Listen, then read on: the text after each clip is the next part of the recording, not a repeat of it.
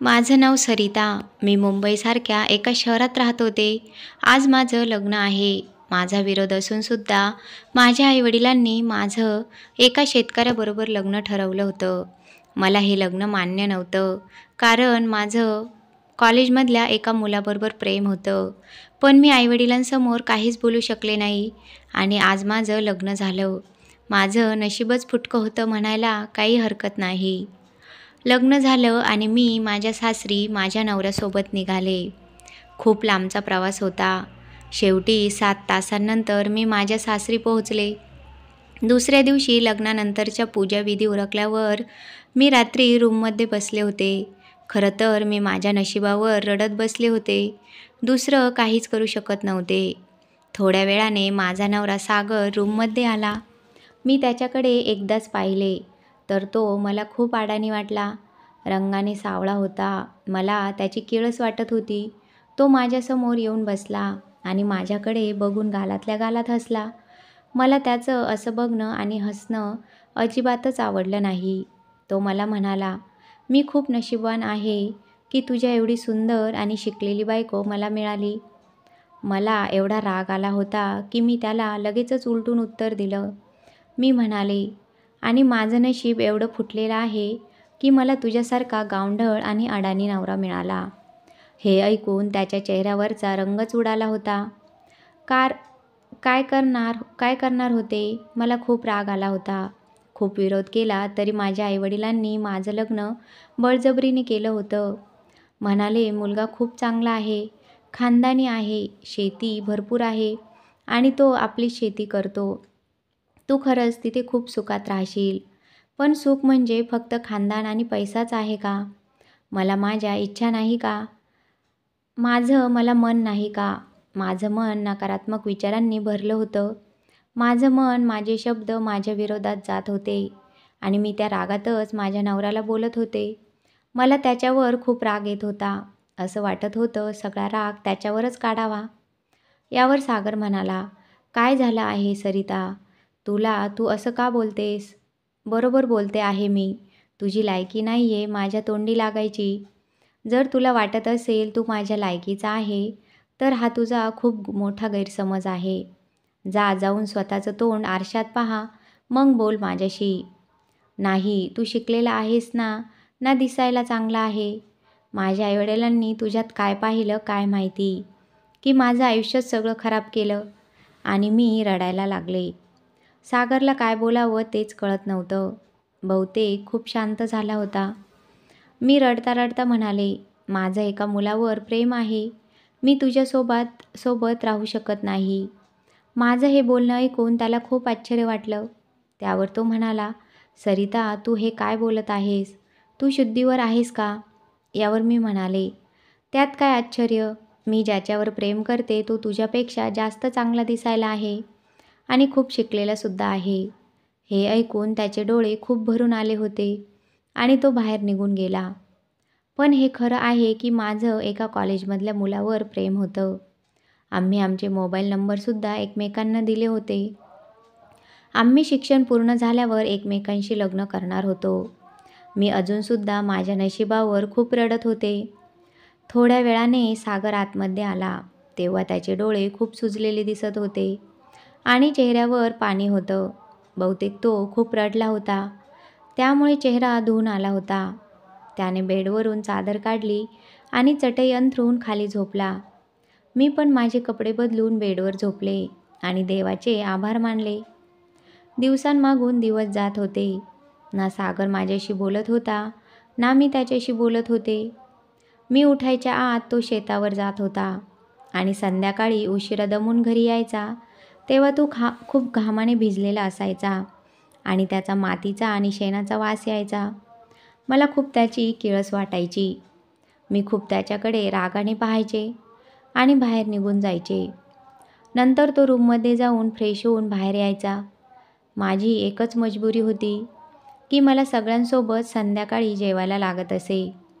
माझ्या सासरी एकत्र बसून जेवत असे आणि ते मला आवडत नसे.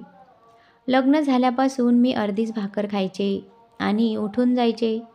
बहुतेक सागरच्या हे लक्षात आले होते. की मला त्याच्यासमोर जेवण जात नसे. आता तोच अर्धी भाकर खायचा आणि उठून जायचा. तेव्हापासून मी पोट भरून जेवायला लागले. तो शेतात दिवसभर काम करायचा आणि दमून घरी यायचा म्हणल्यावर त्याला पोटभर जेवायला हवे होते हे मला जाणवत होतं. पण मला काहीच फरक पडत नव्हता, तो जेवण करो किंवा नाही करो. मी तर फक्त माझ्या फुटलेल्या नशिबावर दिवसभर विचार करत असायचे आणि माझ्या प्रेमाचा म्हणजे विकासचाच विचार करत बसायचे. माझ्याजवळ जो मोबाईल होता तो माझ्या मम्मीने लग्ना अगोदरच काढून घेतला होता, कारण या खेडेगावात बायका मोबाईल वापरत नव्हत्या. मला विकासची खूप आठवण येत होती. शेवटी मी माझी सगळी लाज सोडून सागरला त्याचा मोबाईल मागितला आणि म्हणाले, मला विकाससोबत बोलायचे आहे, मला त्याची खूप आठवण येत आहे. सागर माझ्याकडे आश्चर्याने पाहू लागला. मी त्याच्या हातातून मोबाईल हिसकावून घेतला आणि विकासचा नंबर डायल केला. मी सगळी लाज सोडून दिली होती. मी सागरसमोरच विकाससोबत बोलत होते. विकाससुद्धा माझ्यासाठी टेन्शनमध्ये होता. मी रडून रडून त्याला सगळं काही सांगून टाकलं.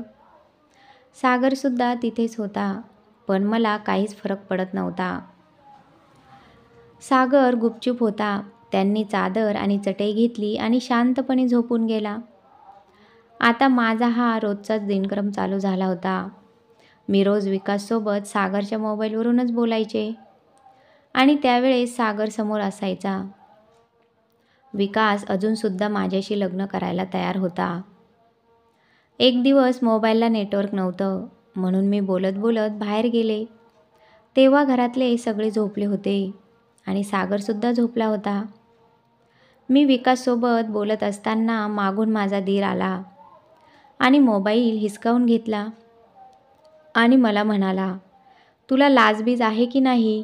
नवरा असताना परपुरुषाशी संबंध ठेवतेस, थोडी तरी लाज वाटते का नाही? माझ्या दीराने माझं सगळं फोनवरचं बोलणं ऐकलं होतं असंच वाटत होतं. माझ्यावर तो जोरजोरात ओरडत होता. हळूहळू सगळे आपापल्या खोलीमधून बाहेर आले आणि सागरसुद्धा डोळे चोळत बाहेर आला. सागर जोरात म्हणाला, काय चाललं आहे? का ओरडतो आहे जोरजोरात तिच्यावर? माझ्या दीराने सगळ्यांसमोर माझं पितळ उघडं पाडलं. सगळे मला आश्चर्याने बघत होते. मी थोडा वेळ घाबरले होते, पण नंतर मनात आनंदसुद्धा झाला, कारण खरं कळालं म्हटल्यावर ते मला माहेरी परत सोडतील आणि आईवडील कंटाळून माझं लग्न विकाससोबत लावतील. पण असं काहीच झालं नाही, कारण सागरने लगेच माझी बाजू घेतली होती. तो म्हणाला की माझ्या बायकोवर पूर्ण विश्वास आहे. ती तिच्या मैत्रिणीसोबत बोलत आहे. तिने मला सगळं अगोदरच सांगितलेलं आहे. असं म्हणून त्याने सगळ्यांना गप्प केलं. जे ते आपापल्या रूममध्ये गेले आणि सागरसुद्धा आमच्या रूममध्ये गेला. पण मला त्याचा खूप राग आला होता. मी रागातच त्याच्या मागे गेले आणि म्हणाले, काय गरज होती मोठेपणा दाखवायची? सगळं खरं कळालं होतं तर कळून द्यायचं होतं ना. त्यांनी मला माहेरी सोडलं असतं आणि माझ्या आईवडिलांनी नाईलाजाने विकाससोबत लग्न लावून दिलं असतं. तू मला सोडून का नाही देत? अगं, मी तुला सोडलं तरी तुझ्यावर आरोप मी सहन नाही करू शकणार. तुझी आणि तुझ्या मम्मी पप्पांची इज्जत ती माझी इज्जत आहे.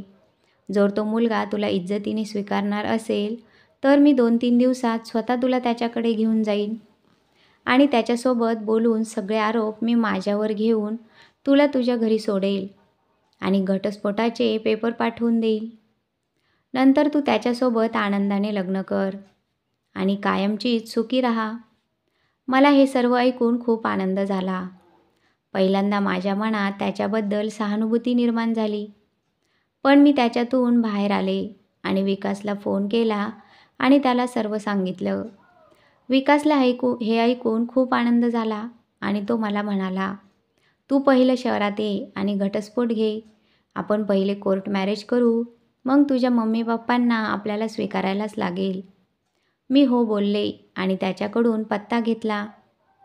2-3 दिवसात मी आणि सागर विकासने दिलेल्या पत्त्यावर पोहोचलो. विकासच्या घरी आल्यावर मी सागरला बोलले, आता तू गावाला जा आणि घटस्फोटाचे पेपर पाठवून दे. तुझा आणि माझा आता काहीच संबंध नाही. मी आता विकाससोबत लग्न करेन. त्यावर सागर म्हणाला, ठीक आहे, मी जातो आणि 2-3 दिवसातच घटस्फोटाचे पेपर पाठवून देतो. आनंदात राहा. Bye bye. मी विकासचा दरवाजा वाजवला. दरवाजा त्यानेच उघडला. घरात कोणीच नव्हते. तो एकटाच होता. त्याने तर सांगितलं होतं की आम्ही एकत्र राहतो आणि लग्नाला घरचे सगळे तयार झाले आहेत. त्याला विचारल्यावर म्हणाला, घरचे सगळे गावाला गेले आहेत. नंतर आम्ही खूप गप्पा मारल्या आणि त्याने एक आमची सेल्फी घेतली आणि कोणाला तरी सेंड केली. मी विचारलं तर तो म्हणाला, तुझा फोटो घरच्यांना पाठवला आहे आणि तो बाथरूममध्ये गेला. त्याचा फोन तिथेच होता. फोनवर मॅसेज ट्यून वाजली म्हणून मी त्याचा फोन पाहिला तर त्याला मॅसेज आलेला की माल चांगला आहे, कितीला पडेल? मी तर फक्त 2 लाख रुपये देईन. हे वाचून माझ्या पायाखालची जमीनच सरकली. मी खूप घाबरले, पण मला आत्ता घाबरून चालणार नव्हतं. मी तशीच नॉर्मल बसले. नंतर आमच्या नॉर्मल गप्पा झाल्या आणि मला घरी थांबायला सांगून तो बाहेर कोणत्या तरी कामासाठी निघून गेला. मी लगेच बॅग उचलली आणि तिथून पळ काढला. आईवडिलांकडे तर जाऊ शकत नव्हते, म्हणून मी परत सागरकडे म्हणजे माझ्या सासरी आले. सागर मला पाहून आश्चर्यचकित झाला आणि म्हणाला, आता कशाला आली आहेस? म्हणालो होतो ना घटस्फोटाचे पेपर पाठवून देईन म्हणून. मी रडता रडता त्याला सगळी गोष्ट सांगितली. ते ऐकून तो काहीच बोलला नाही. गुपचूप बसला. त्याच्यासमोर मला खूप अपराधीपणा वाटत होता. रात्र झाल्यावर त्याने नेहमीप्रमाणे चादर आणि चटई घेतली आणि खाली अंथरूण केलं. पण आज मला झोप येत नव्हती. सगळी रात्र मी रडून रडून काढली. सागरसोबत किती किती वाईट वागले होते हेच मला रात्रभर आठवत होतं. थोड्या वेळाने विकासचा फोन आला, पण मी उचलला नाही आणि त्याला ब्लॉक करून टाकलं. सकाळी उठल्यावर जेव्हा पाहिलं तेव्हा सागर नव्हता, कारण मी रात्रीच ठरवलं होतं उठल्यानंतर सागरची माफी मागायची आणि नवरा म्हणून त्याचा स्वीकार करायचा. कारण मला कळालं होतं की त्याच्यासारखं प्रेम आणि काळजी कोणीच आपली घेऊ शकत नाही. मला कळालं होतं की माणसाची खरी सुंदरता त्याच्या वागण्यावर बोलण्यावर असते, दिसण्यावर नसते. आणि खरंच माझा सागर मनाने खूप सुंदर होता.